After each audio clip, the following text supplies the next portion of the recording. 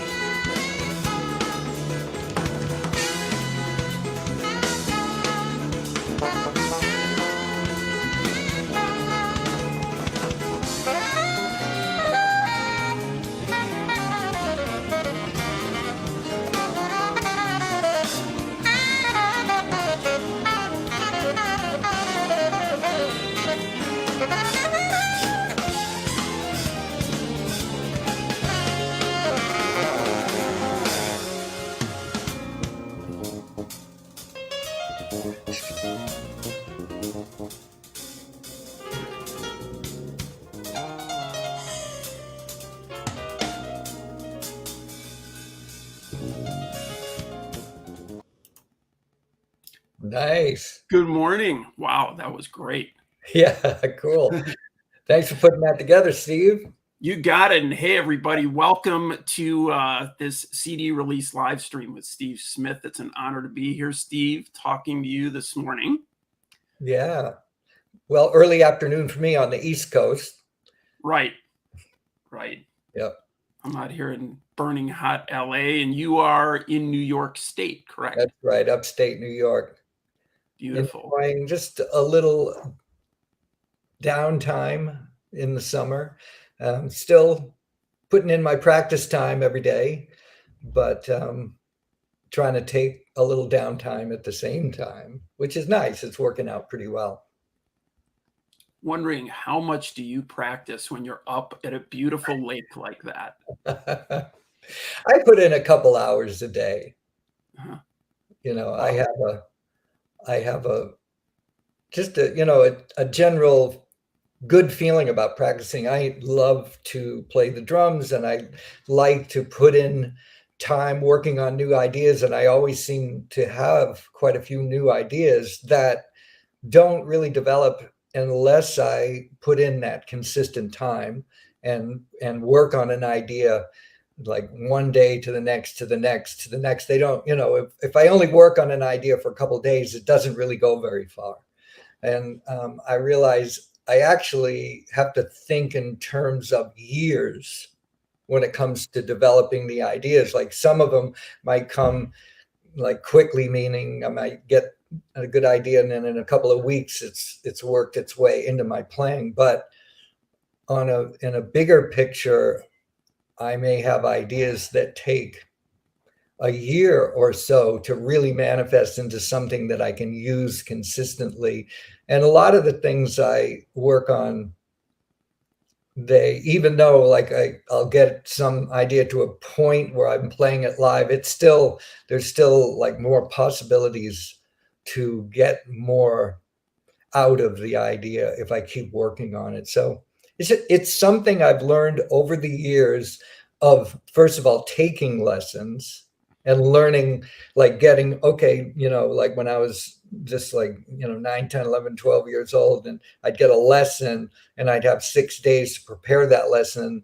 I learned that process of practicing, page 14 out of the Wilcoxon book and and then I practice it on Monday, and then Tuesday and Wednesday. Oh, it's coming along. It's a little better. Thursday, Friday, I could feel the progression. So somehow that made its way into my process. And I essentially use that same process now. Yeah. So patience really is the virtue of being a better drummer.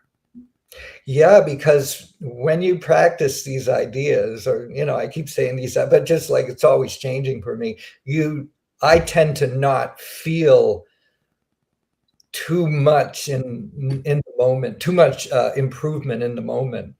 Like I trust the process. And so I may practice something one day and it still is rough. I make sure that I don't, go beyond a point of control, either speed wise or volume wise. I keep the idea contained, and maybe not much different than the day before, but then eventually it does become more fluid and part of my process, part of my vocabulary. So I just trust the process and allow and stay as patient as I can in that process. Now, with the pandemic, a lot of practice time. You've played some gigs, but definitely less than you normally would. Do you feel yourself releasing all of that work, like, right when you get up there to play? I mean, I did very little in the way of playing in 2020. I think I only played literally like 2 gigs in one day, and it was at Birdland. Yeah. And you can see they're actually available for, you can see them. They're on I think the Birdland site is called Radio Free Birdland. Right. And there was in one day, I played a tribute to Bud Powell with Helen Sung on piano and Lonnie Plaxico on bass. And so we got there and, everyone had masks on, and there was like 4 people in the club and we had no rehearsal, and it's a little rough, but it's like the experience of it would be like if I play a week at Birdland, and I do, and I do that pretty often. Many times the first day, the first set, there's no rehearsal. So it's like a good first set, first day. And by the second set, it's better. By the second day, it gets better and better. So this is like it's almost like seeing a rehearsal. But it's still, there's some really good moments. So that's available on Radio Free Birdland. And then about an hour later, I did a tribute to John Coltrane with Donnie McCaslin on tenor sax and Eric Alexander on tenor sax, and no harmony or bass. So it was just drums and 2 saxophones, and we had a game plan, but we improvised for 50 minutes. Yeah. It's pretty cool. It really came out. I'm very happy with that. So that, to me, it's a pretty excellent performance from everyone. It was very spontaneous, and we were listening closely. Like here was our directive, is we were using thematic material from the Coltrane album called Ascension, which, there is a theme at the beginning of the Coltrane piece Ascension, and then to use the 4 tempos of A Love Supreme. So it starts kind of slow, and then there's an up tempo, and then there's a faster tempo, and then it ends like, very slow. And then in between each tempo, we go back to the material, the melodic material of Ascension. So that was our game plan. That was it. And then go. Okay. Now improvise. And it came out great. Yeah, absolutely. And I think we posted one of those videos from that. I think we posted a little bit of that. Sorry, my camera, it moved a little bit. There we go. Yeah, this little tripod's not so great. That's all right. I'll work on that. Here, I could be like that. Yeah, I think we posted a little bit of footage from that at one point, and it was amazing. Yeah, you can. It's easy to find. You just search like it's called Coltrane Revisited, and put in my name and Donnie McCaslin Yeah, and and Eric Alexander, Radio Free Birdland. Check yeah, it out. awesome. One of the interesting aspects of that show, concert, I'll call it, is I use my gong in the kit. So I got when 2016, when I started touring with Journey again for a couple of years, I decided I needed a gong, but a gong in a rock show, I only used it a few times, big couple big hits. But now that it's part of my setup, I'm actually practicing and using it consciously, like really integrating it into the set. And I did at Birdland use the gong in the kit, and it works really well, especially for music where it's very open and a lot of improvisation. Yeah, that's really cool. Yeah. Well, this you sent me very recently, Right. and got the signature, of course. Very cool. And I think it'd be good to talk about this because actually I've been listening to a lot of this again. It had been a while, but I Yeah. have to listen in my car because that's where my CD player is. Yeah. Right. So when I'm driving around, I'm always listening to it and revisiting this work. But you just released the first 4 recordings that you did with Vital Information through Columbia.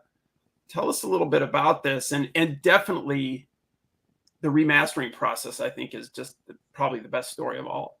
Yes. Well, Wounded Bird Records got in touch with me a long time ago. I think it could have been a year ago. And they wanted to put out the 4 CDs. And they release their music is released on CD. And so it's not available as a download, or vinyl at this point. It's CD only.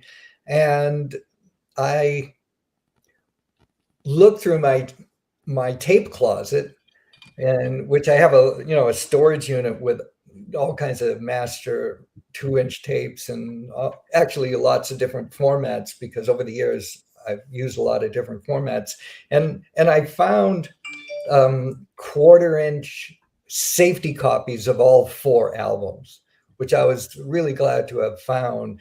And what they are is the entire album, each Vital Information album, unmastered. So it's the sequence of the record, it's the mixes that we made, but they were not mastered. But they were so old, they had to be baked and turned, made into digital files. And so I sent it to my mastering engineer, Jim Brick, in Absolute Audio in New Jersey, and he had the process worked on. And then he did incredible mastering of each album. And then he also made it so all 4 albums or all 4 CDs could be played in a row, and they all work together, sonically and level wise. And so because the original records were mastered for vinyl, but when you take a vinyl mastering and you put it on a CD or you put it on a cassette, it never really translates and sounds that good. Where this time it was mastered specifically for CD, and to my ears, it's the best release that I've heard of these albums. So I'm really happy with the sonic results. And also, I found 2 bonus tracks for Global Beat that were not included on the original album because of time limitations. So there's a drum and percussion jam at the end of the tune called Javen and Nail, which is an up-tempo kind of samba piece. And then there's an additional tune called Forget Me Not that is a very nice piece of music with some great soloing by Mike Stern and Tom Coster, but didn't have time on the album to include it. So That's great. Yeah, it gives you an overview, of you know, what we went through. And it took a long time to get, because we had to license the music from Sony. And of course, during the pandemic, people were working from home. Their staff was, I think less people were working there. So it took a long time to get through the paperwork and the whole process and get the mastering done. So the official release date was July 1. Yeah. So it's available on vitalinformation.com. And, I'm my wife Diane and I we put the CD in and I sign it and we send it off. It's a tabletop home business, but it's also available on Amazon and wherever else you can buy CDs these days. Good record stores too. Right. I've actually noticed it sounds like really great, especially from that era. It just has a great sound to it. Some of the tunes on there, it's interesting. Like when you look at the progression from these records and the personnel who were on them, maybe you could talk a little bit about that, because a lot of changes happened to the band over the years, and it just expanded. Well, I'll start. Okay, so the first one, Vital Information, this was recorded in January 1983, and the original Vital Information group were very good friends of mine that we played together for years, for like Tim Landers and Dave Wilczewski. So Dave, you saw him in the video playing the saxophone. He and I met when we were in high school. We were playing in a college band, but we were high school students. We were playing in the Bridgewater State College big band, and Tim Landers was playing bass in that group, and we just hit it off and started playing gigs together. So that's the genesis of Vital Information. And then going to Berkeley, I met Mike Stern, and we used to play a lot in Boston, and Dean Brown, and also a great guitar player. So that is the first incarnation of Vital Information. And we simply went in the studio, in a little studio called Normandy Sound in Warren, Rhode Island, and made that record in about a week. Then I went on tour with Journey, and we did the Frontiers tour. That was 1983. And at the end of that tour, I went on tour with Vital Information for a 2-month US tour. And Mike Stern was playing with Miles Davis at that time and couldn't make the tour. So we got a guitarist named Afe Albers. Now, when I was with Jean-Luc Ponty in 1977, I was playing in Europe on tour with Jean-Luc, and Thijs van Leer came to see us. And Thijs van Leer is the leader of Focus, a Dutch rock band, and Thijs plays flute and Hammond B3 and yodels. Anyway, he invited me to play on a Focus album, which I did in 1977. And I met 2 great guitarists that were in the band, Philippe Catherine, great jazz guitar player, and Afe Albers. And Afe, I call a bop and roller. He played with a big rock sound, but he's very like Mike Stern, knows a lot about, is a great jazz player, but plays with this kind of, I call the bop and roll guitar concept. So he came on and did the tour. As we were on tour, we wrote enough music to do this album, Orion. It's a little hard. And then as soon as that tour was over, we went right back into the studio with that group and recorded the Orion album. Mm-hmm. And after that, a little time elapsed, and I had built a home studio in Northern California, a really beautiful 24 track, with a 2-inch machine. And so this was like 1985, 86. And the first album that I recorded there was Global Beat. Now, at the time of that recording, I had really gotten into world music, Afrobeat, reggae, a little in, Brazilian music, a little bit of Indian music at that time, not as deep as I got into it later, but I really wanted to somehow incorporate that sound into the music. I'd also been working with Tom Coster's band, uh, fantastic keyboard player that I met in the San Francisco Bay Area and was playing gigs with him and making albums with him. So it was a natural fit that he joined Vital Information at that time. And of course, Tom had a lot of experience coming from Santana with percussions, and he knew a lot of great percussionists. So that album really featured some really great hand percussion integrated into the music. Andy Narell played steel drums on the record, and he is a great steel drum virtuoso. And the music was written by all of us. Like that was always a feature. Like the Tim Landers, Dave Wilczewski, and myself would write the music, and sometimes we bring in completed songs, or we just create music together, jamming, and it would refine itself into a tune. So that was Global Beat. And then as I was listening to one of our other clients and good friend, Dave Weckl, I was like, he was just coming on the scene at that time. And I was really pretty taken by his drumming and his albums and his production technique, which led me to hire his partner, Jay Oliver, and to produce the album that's called Fia Fiaga, the fourth Columbia record.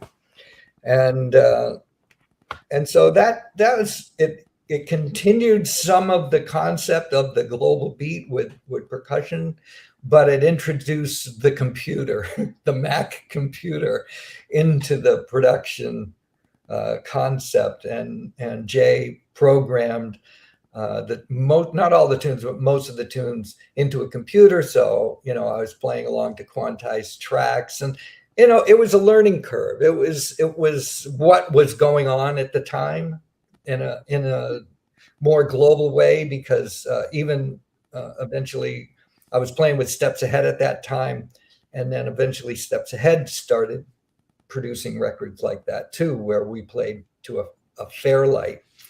So it was hard to do at first. It was a hard adjustment to make, to go from no click track, like all the Journey records, no click track, all the first three Vital Information, just time pulse was paramount, that the band played together and had a good pulse, a good feel. And then we kept it, me being the drummer, kept it in as best time as I could. But, in those days, and still today live, I don't think time has to be perfect for the music to feel great. But what happens is, or when the band plays together and there's dips, ebbs and flows, if it slows down a little bit or speeds up, everyone does it together.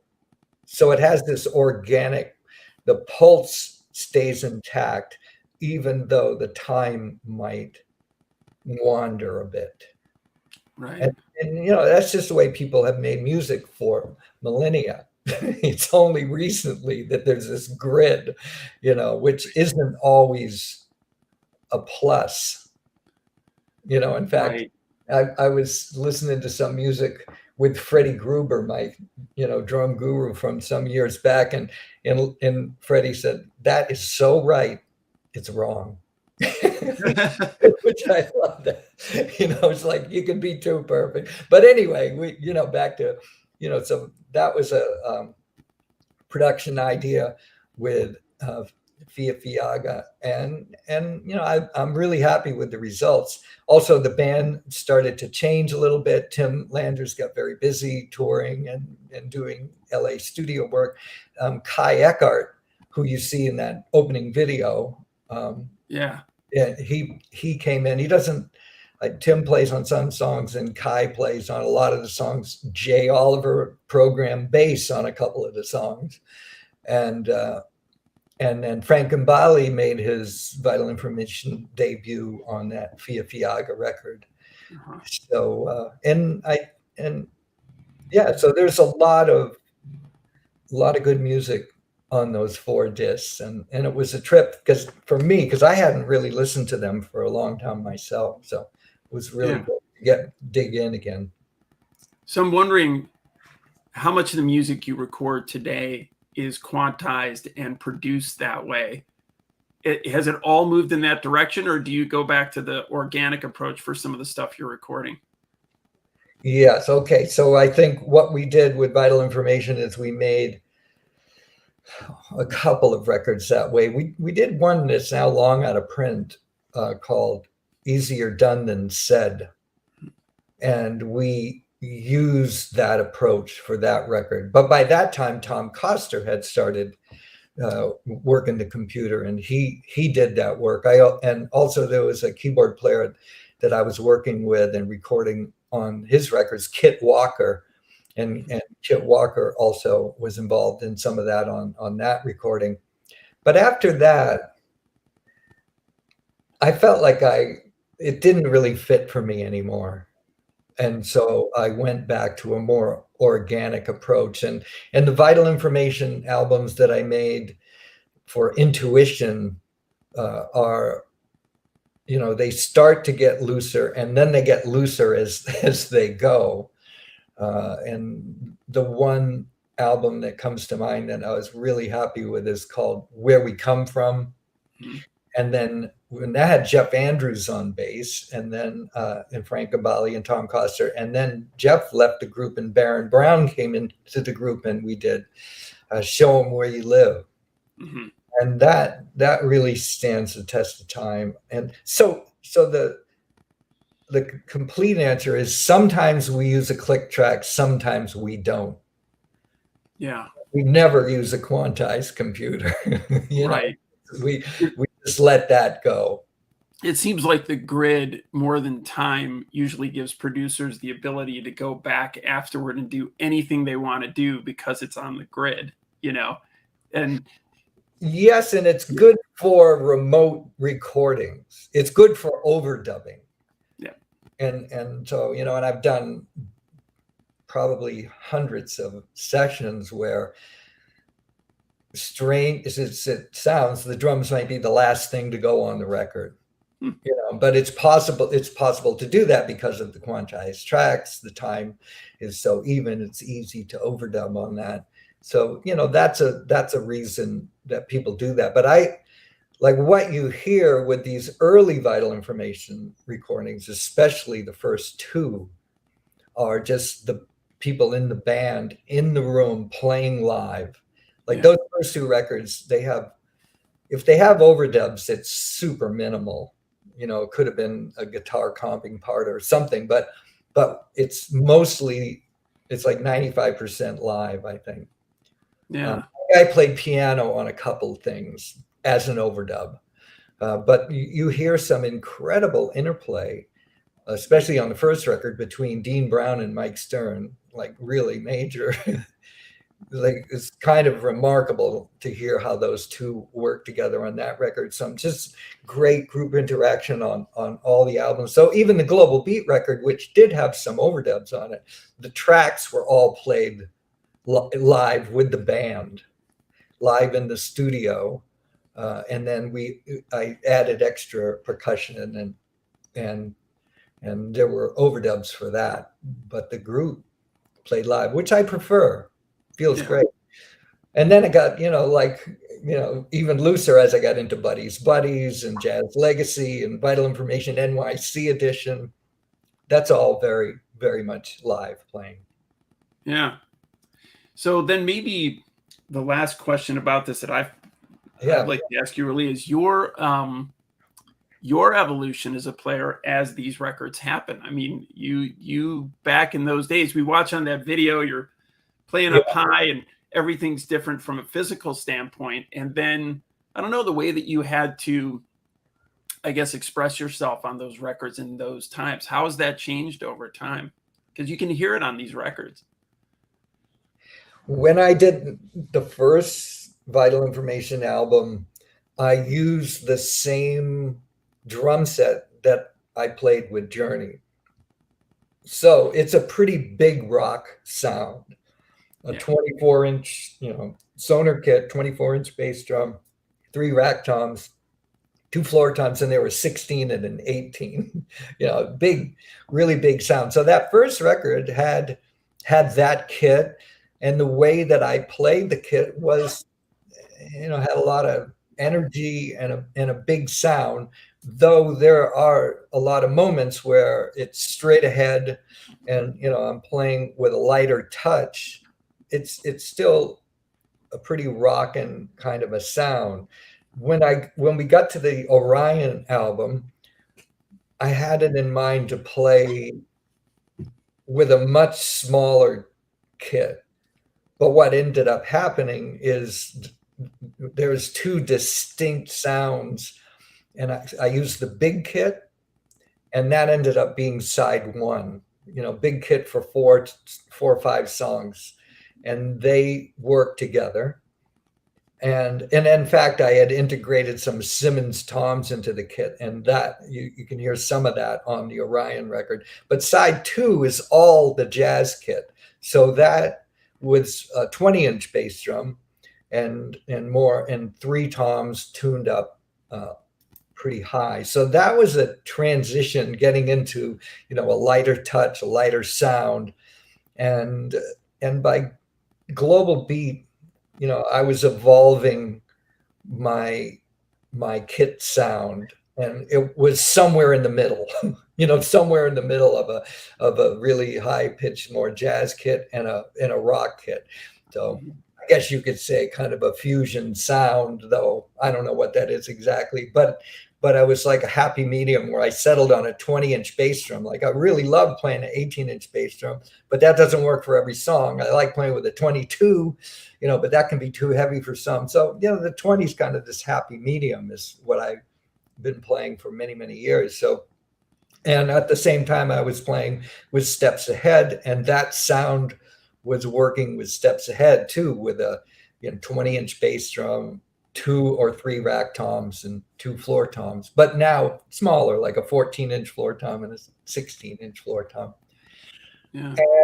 And when I was playing with Steps Ahead, that's when I really noticed I needed to develop more finesse, more dynamic control, because that group played with a very wide range of dynamics. I was in the first incarnation of the group was with Michael Brecker, Mike Maneri on vibes, Mike Brecker on tenor saxophone, Mike Stern on guitar, and Daryl Jones on bass.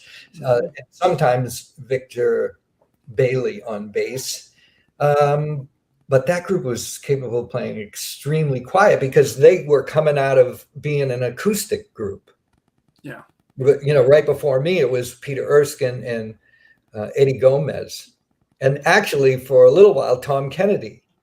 Yeah. Even though he wasn't on those early records, Tom was a transitional kind of bass player because he could play upright and electric, and they were looking for electric, and so Tom did that, and so I had trouble playing quietly. I had trouble playing at that low dynamic level. And one thing after another, what led to another, and that's how I started studying with Freddie Gruber. Which is kind of a funny story, like how that happened is I got a phone call from Peter Erskine, and Peter said, "You know Freddie Gruber?" And I said, "No, who's that?" And he goes, "Well, he's looking for you." Then really, he said that one of Freddie's students played him my Steve Smith Part 1 video, which was on DCI at the time. And he said, "Yeah, I could help this guy. He's getting in his own way." I could help him get out of his own way. So I took note. I went, okay, that sounds interesting. And then Ian Wallace was taking lessons from Freddie, and I was doing a Zildjian clinic in New York. I think it was 1990, and Freddie was there, and Ian Wallace introduced me to Freddie. We ended up going up to my hotel room with a small entourage. So, and I pulled out, I had my pad in the room, and Freddie said, play a press roll. So I played a press roll for about 3 seconds, so here's the pad, and my sticks are on the pad, and then he just went, and he and he just stopped the tip of the sticks, and I was holding like the left stick, like, the butt of the stick was here, and he just slid the stick back, slid this one back to a new balance point, and he says, okay, now play a roll. Then suddenly it was a lot easier. It sounded a lot better. So that was like my first lesson, and I identified with Freddie. I'm a person that has had a lot of lessons and enjoyed that process. Like I had a drum teacher in elementary school, junior high to high school. Then I studied with Gary Chafee and Alan Dawson. And so it was natural for me to take those lessons, and lessons with Freddie for me was about 3 times a year, going to his place in LA and getting there when he woke up about 5 p.m., going to the corner market, spending an hour with him putting a salad together from the, from the salad bar, walking back to his place. And, by 9 or 10 o'clock, I go, Freddie, come on, can we go in the room and get a lesson going on and, play some drums? He's like, yeah. So, and then we'd go until like 1 o'clock in the morning or something like that, or even later sometimes. But I'd take the material home and work on it for months and then go visit him again. And and it did transform my playing. I'm really happy about that transformation. So that video at the beginning is before I studied with Freddie. And so it wouldn't be until like, 92, 93, 94 that the effects of those lessons started to really transform my playing. And then then I definitely had a command over a wider range of dynamics. And I'll conclude the story with this, is that back, I was playing with Steps Ahead. And it doesn't seem like it was that long ago, but it was, I don't know, maybe 10 years ago. And it was Anthony Jackson on bass, Bill Evans on saxophone, and Mike Maneri. And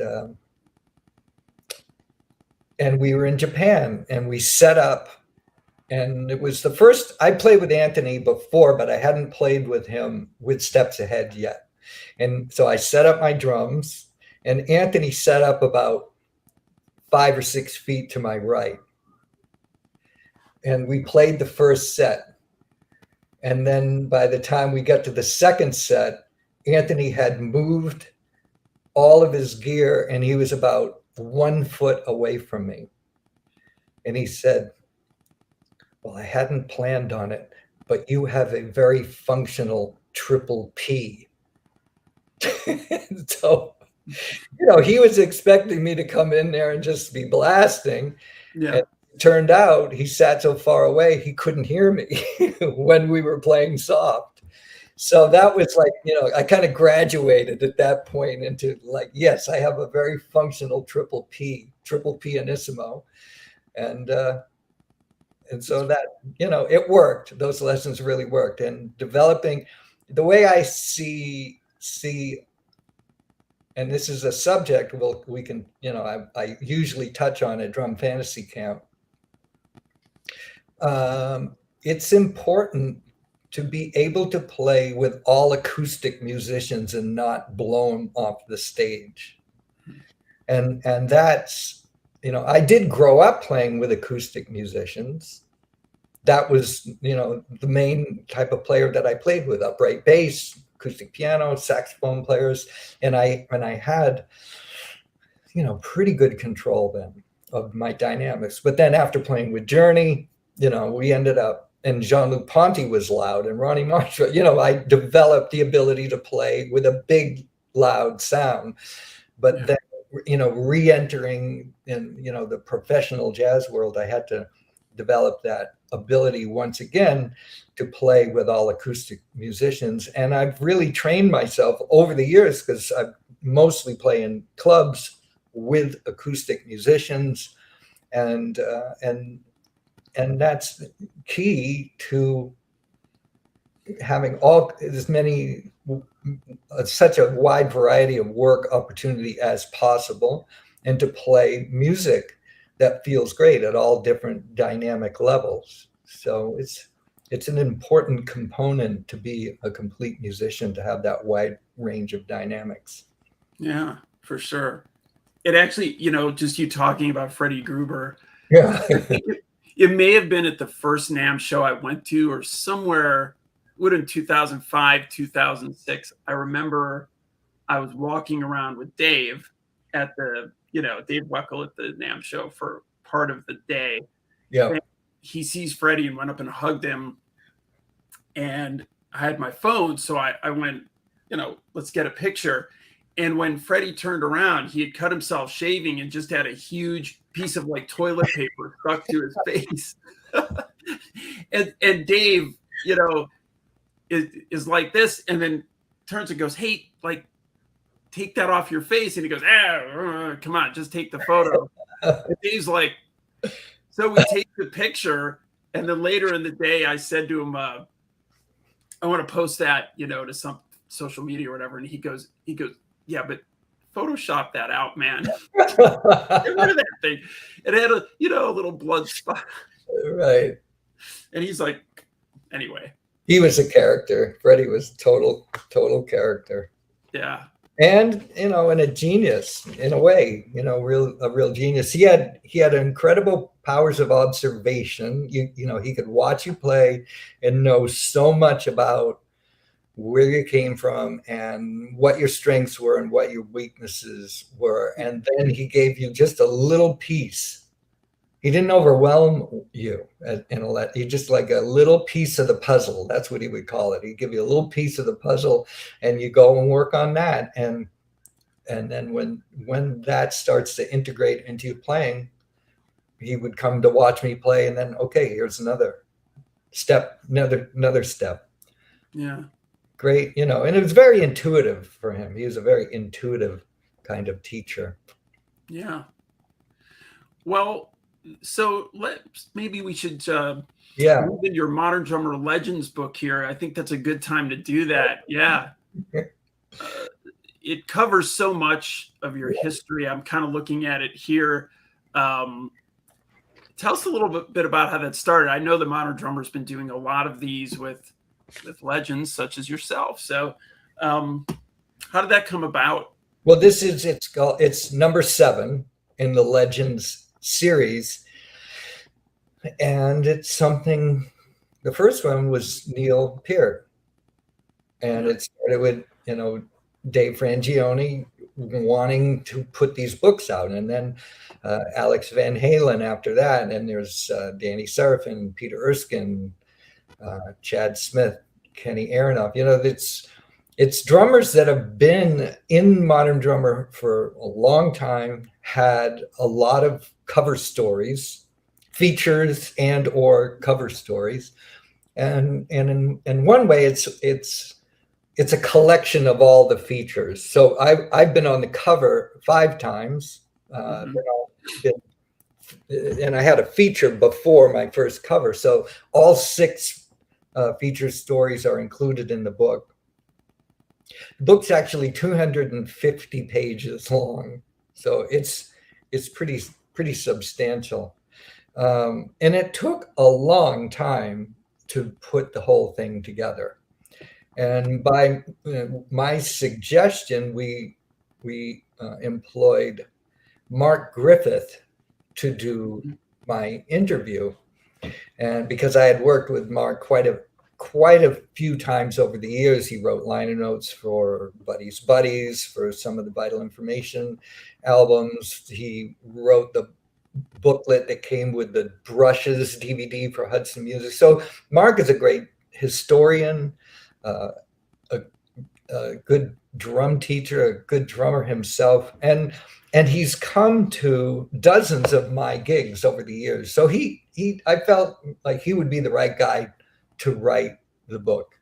And so the first thing Mark did is he read through all 6 of my features, and he came away with, well, those features are largely about Journey or Vital Information. So let's talk about everything else. All these other gigs, and so that was a lot. So that's the first 40 pages of the book is a brand new interview that we get into lots of detail about different gigs. So I made a little list of what some of those are over the years. So it goes all the way back to when I was a student at Berkeley, and I played with the Fringe for a while, which was still around, I believe. It's an avant-garde jazz trio with George Garzone. John Lockwood became the bass player, but Rich Appleman was the bass player when I did about a year with the Fringe. So we talk about that, the Tom Coster Band, Ahmad Jamal. I played with Joe Zawinul in the CBS All-Stars, like these gigs most people don't even know about. And the Super Band Jazz Explosion in 1988 was a tour with Stanley Clarke, Randy Brecker, and Alan Holdsworth. That was pretty fantastic. A lot of the Steps Ahead gigs, different Mike Stern gigs over the years, playing with Zakir Hussain and Masters of Percussion. A lot of the gigs that I do in New York, like I do quite a few gigs in New York with jazz musicians. Like we do Electric Miles, it's like a tribute to Miles Davis. Electric Years, Coltrane Revisited, different lineup every year. For about 6 or 7 years, I play the third week of September at Birdland with great musicians playing the music of Coltrane. Talk about the gigs that I've done, the Bud Powell tribute, Ornette Coleman tributes, and Hiromi. So there's really a lot that we get into. That's Mark asked some pretty pertinent and probing questions. So we get deep into that, and there's a lot more that's in the book. So like just to go through this. Transcriptions, like a lot of transcriptions from many different albums, from Tony McAlpine to Steps Ahead to Vital Information to Victor Wooten and Scott Henderson and myself, just a wide variety of transcriptions, plus my comments about all of those recordings, some of my own charts, because I tend to write very detailed charts when I have a gig coming up, whether it was Journey, which we've included some of those, or the Mike Stern gigs. We have some of the charts that I wrote for myself for Mike Stern. There's some reprints of columns that I had in Modern Drummer over the years, like the Indian Rhythms column, which is like kind of a book into itself, and a diary that I did in 2005 where, during a 2-month period, I played gigs from LA to India to Moscow and in places in between. And then there's a download of my solo drum set album, Fabric of Rhythm, which is I think 14 tracks of solo drum set. And in the book, I get into a lot of detail of describing what each of those solos was about. So then you can like listen to the solo and think about what my intent, what my concept was while playing that particular solo. So, and then photos, like I literally went through thousands of photos to find, some of them have been published before, but some of them are new for people to see, never been published before. And the other part of the book that really took a long time to organize was pictures and descriptions of every drum set I've ever owned and played.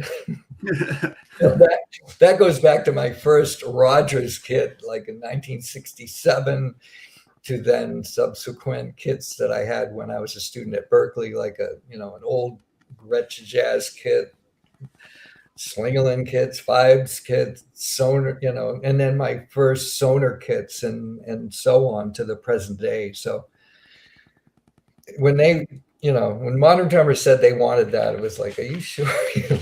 But people seem to want they want to know about that. It's sure. It's interesting.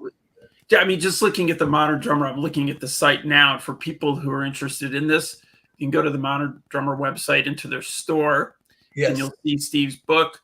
But it's like 30. There's two versions. There's the actual print version that you can get there, or the digital download version, and it's also available at Hudson Music. Okay. Yeah, they're selling it as well. But it, for like $35, there's like 70 transcriptions according to this. I mean, that's a lot of content. So for anybody who really, they're not complete songs, but they're like sections. Right. And sometimes, like if it's a solo, it'll be the whole solo that occurred in that song. Yeah. Yeah, there's a lot. Lot. Plus, it has your whole Fabric of Rhythm drum solo record in there that you made with 14 different solos. Yeah, pretty awesome. So I'm very happy with the way that it came out. It was a lot of work.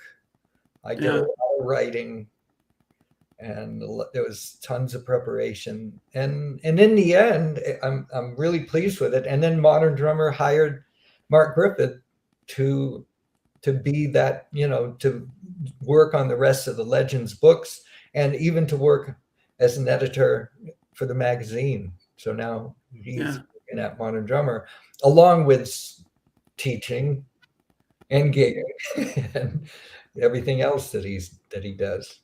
Right. Well, you've worked with him a long time, so he was the right guy, definitely, to get into your head a little about all this, I would think. Yep. Yeah. Yep. Worked out great. Fantastic. Yeah. So anybody who's interested, on the screen, vitalinformation.com, if you go there, you'll see this there.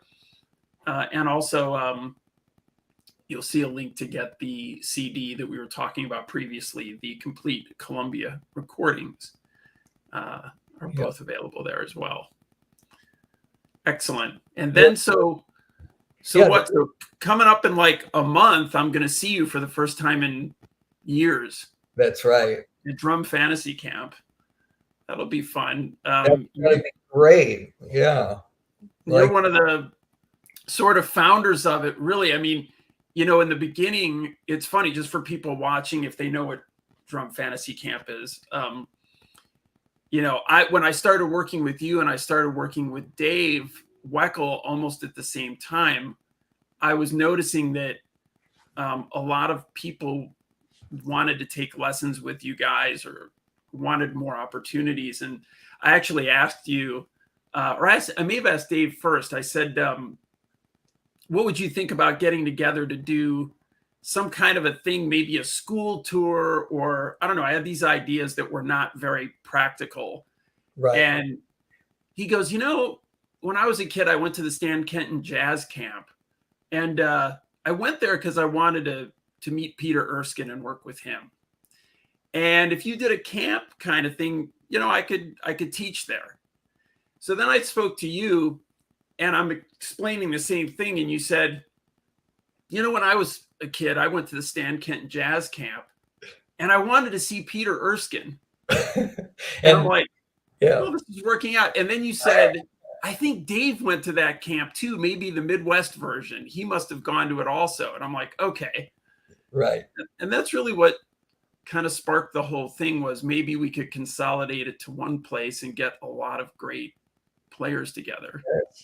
Well, over the years, Dave and I we taught at a lot of drum camps, and one in particular in Germany, Rhythm, it's called, and it's in Marktoberdorf, Germany. And, you know, we talked about that idea of like, you know, we could do our own camp and then it'd be really fun and it would really be cool. And then, you know, one night we're sitting around after hours, and Chad Wackerman was one of the teachers with us at this particular camp. And that's when the Stan Kenton camp idea came up, because I said, "Oh yeah, I went to Stan Kenton camp, and I think it was 1973 in Towson, Maryland.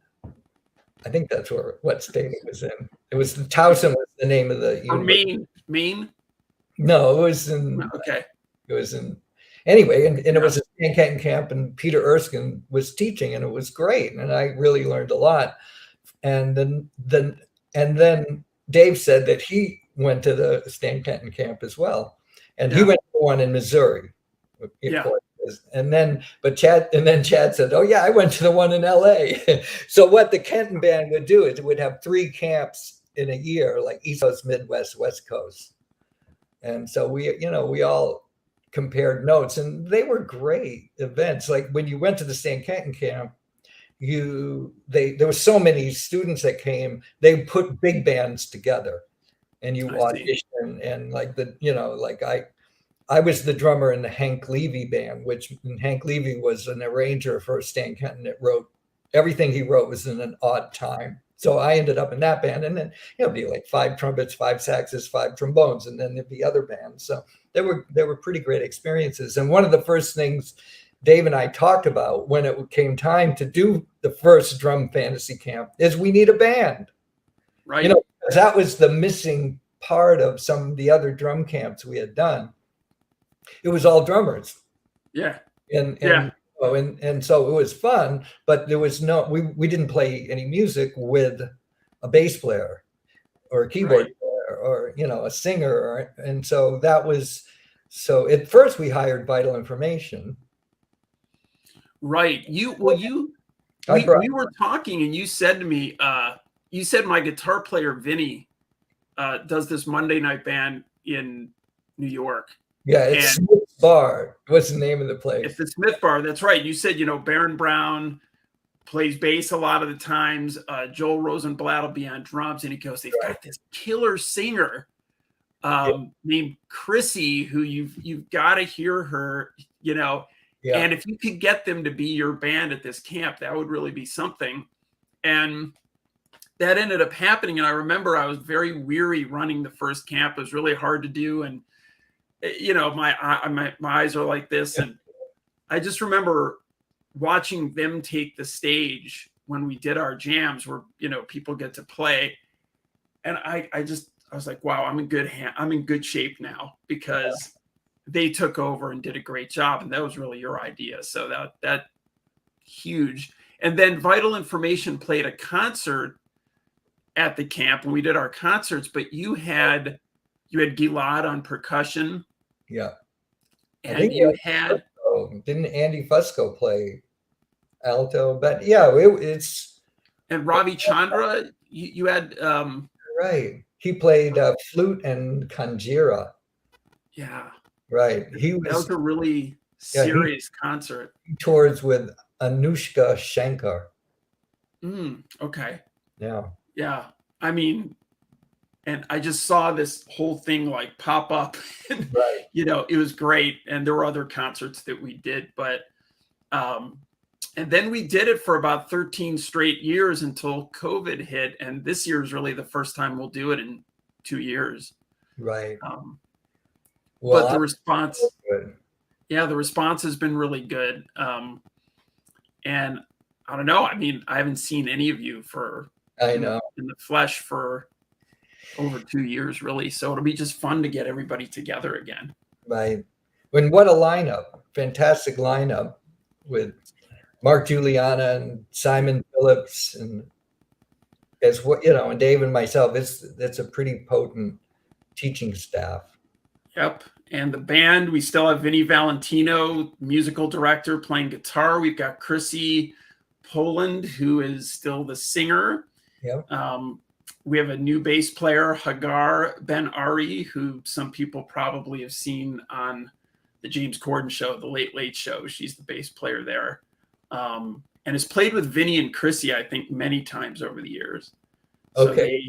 they were like, you've got to get her there. She's a great player. So luckily she lives in LA and she's available. All right. And then we have actually a really interesting guest artist. Mike Garson is going to sit in with Mark Juliana at our opening concert because they are both alums of the David Bowie band. And, you know, Mark played on Black Star, but Mike Garson played starting in like 1972, played with Bowie up through most of his career. He was in the Spiders from Mars band. And but he's a great jazz pianist, as it turns out, and he's going to sit in. So that's cool. Totally cool. Yeah, and super guy too. Super. Stu Mindeman's playing keyboard. Yep, he's back. So yeah, great keyboard player. Yep, Stu throughout the year plays with either Kurt Elling or he's been playing with Dave Weckl and Tom Kennedy in their project, and he's also a solo artist in Chicago. Right on. So it's pretty good. So anyone who wants to see that, the camp's filling up, just a few spots, which is so great because I didn't know if people would go for it after the pandemic. I just didn't know what would happen. But you can go to drumfantasycamp.com. And then if you just feel like going to the concert, on that page or on Steve's website, there's a link to just go to the concert. There's concert tickets. It's affordable. It's all ages. You can just go and see this great concert with everybody. And it'll be in Los Angeles at the Musicians Institute. Yes. Right. Which I'm really excited about. They have a great facility. The people there have been really great. I actually have a video clip if you have a minute. I have a great clip of you at the camp. One is you walking into Chris Coleman's class and playing to his vocal metronome, which is amazing actually, because you're making all of these hits. 1, 2, 3, 4. I know it's like so annoying, this thing, but it's a really cool thing that you do there. And then the other clip, if I can get this to work here, is you and Todd Zuckerman sharing a really great moment in Chicago playing together. Okay, let's do it. I'm going to cue that up. Let's see if this works. Okay. 1 second, we'll get that. There we go.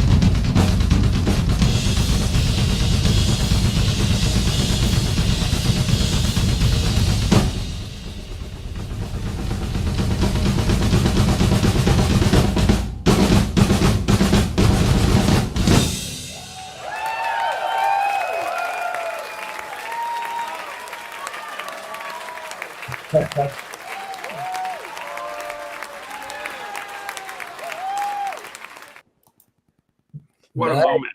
Yeah, that was fun. Wow. Unbelievable. That was So really fun. Yeah. We my had favorite, my, we had worked on this whole solo idea and just had some fun. my favorite part of it is when you're playing, but you can see Todd's face like this, just going, just bliss playing with you. And of course, there's a whole story of Yeah. him writing to you and through Modern Drummer actually years ago and making contact with you. And Yeah, we go back a ways. And that's really, yeah. I know he'll tell the story. yes, Right. Yeah.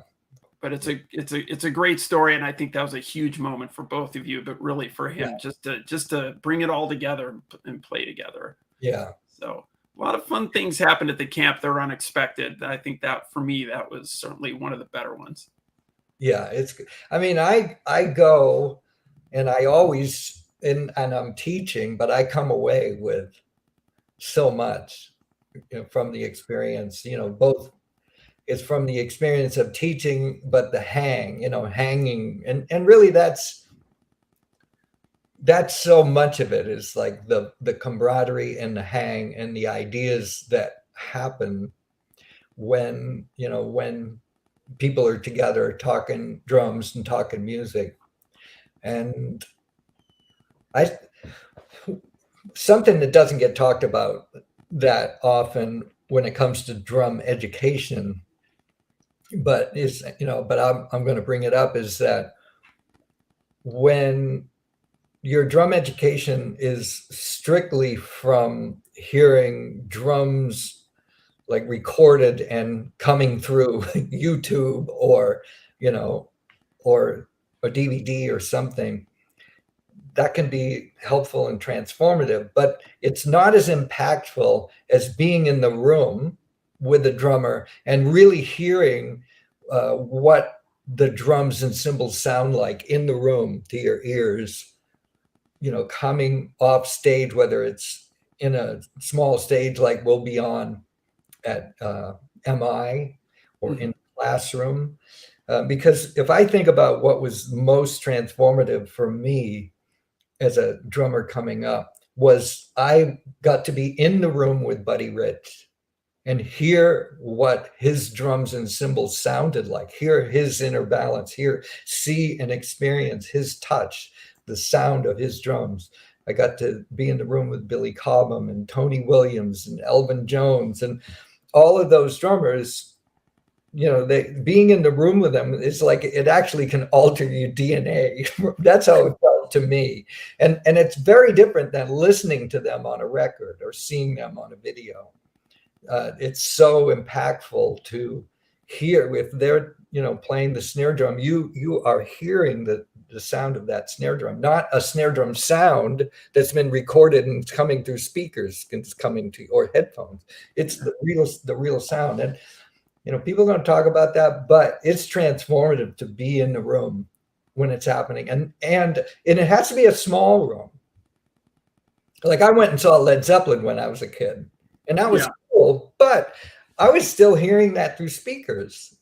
Yeah. Because it was in Boston Garden, seats, I don't know, 15,000 people. That was cool, and it was awesome to be in the room and hear that.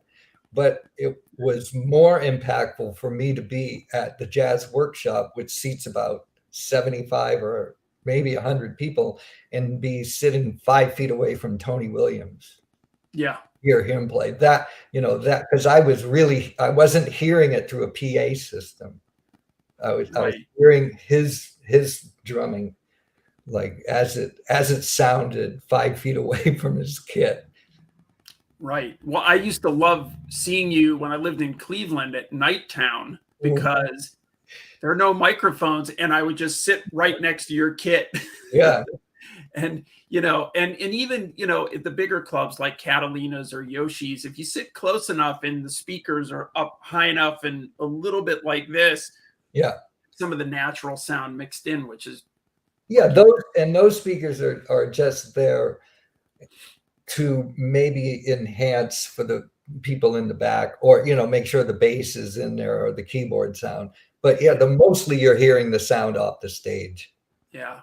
And Well, that's what it's going to be like here, you know. So I recommend coming to experience that.